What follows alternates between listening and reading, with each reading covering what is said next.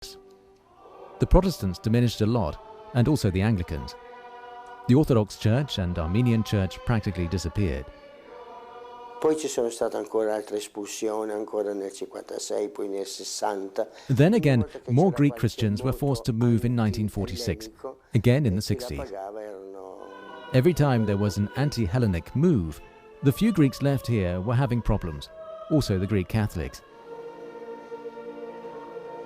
The Levantine community has suffered a lot, but young people in the last 30 years have opened up a lot. They started to feel no more strangers, but rather Turkish. There are enormous possibilities here to rediscover Christian heritage. For example, the first 8 councils, Nicaea, Constantinople I, Ephesus, Chalcedon, etc., were held in this and were very important for the definition of Catholic dogma. From the point of view of patristics, we have to remember that the Greek patristic is here, starting from St. John Chrysostom, who is the greatest of all the fathers of Cappadocia. Here we find the history of the Apostolic Fathers. St. Ignatius of Antioch lived here in Smyrna for a long time. In fact, most of his letters were written here, that are a masterpiece.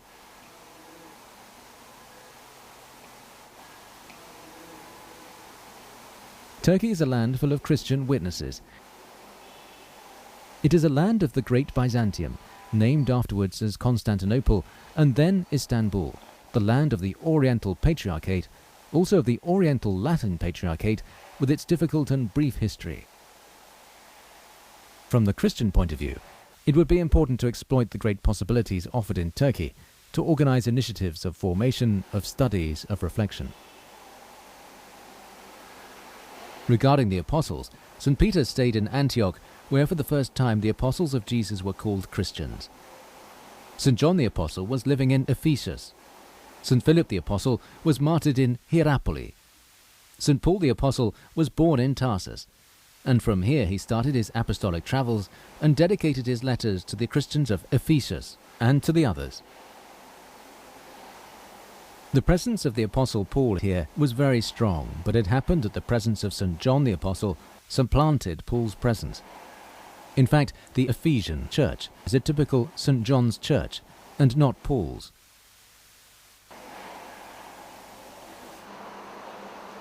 The reopening of the Metropolitan Cathedral of Smyrna is a sign of an alive church that witnesses its faith in this context, a whole Muslim context, but with a Christian presence for 2,000 years. The cathedral is dedicated to St. John the Apostle.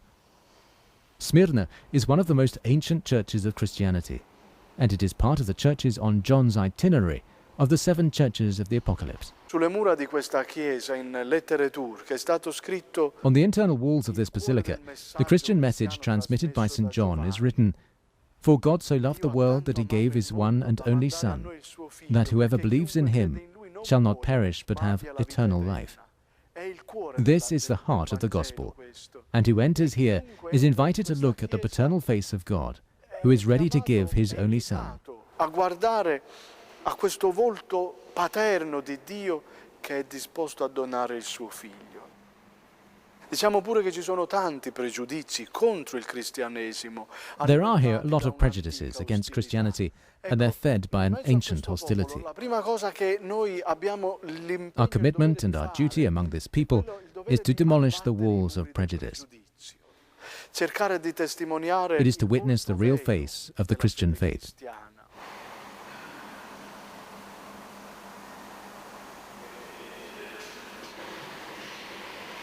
St. John is one of the main apostles.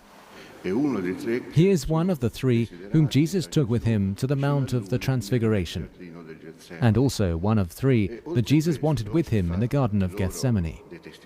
In addition, St. John is the one to whom Jesus consigned the Virgin Mary, also but not only, to take care of her.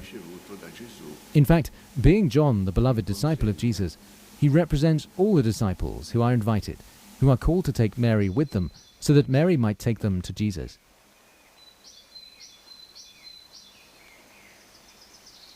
St. John the Apostle writes the Apocalypse when he was in exile in Patmos, where he was banished in the year 90 by the Roman Emperor Domitian. In Rome, St. John underwent a white martyrdom. The Apocalypse is the last book of the New Testament and of the whole Bible. Unfortunately, this has been generally seen as a symbol of catastrophe, while the meaning of the Greek word apocalypsis is translated as revelation. And in the Bible, revelation is always in view of the good, never in view of evil. It is true that the book of the Apocalypse doesn't hide the evil that is in the world. In fact, through some mysterious images, like those of the conflicts among the infernal characters, it makes us understand that the evil apparently triumphs, as it is known, unfortunately, in our common experience, also today, especially in some parts of the world. But the revelation is that behind the evil there is the good that is much more powerful.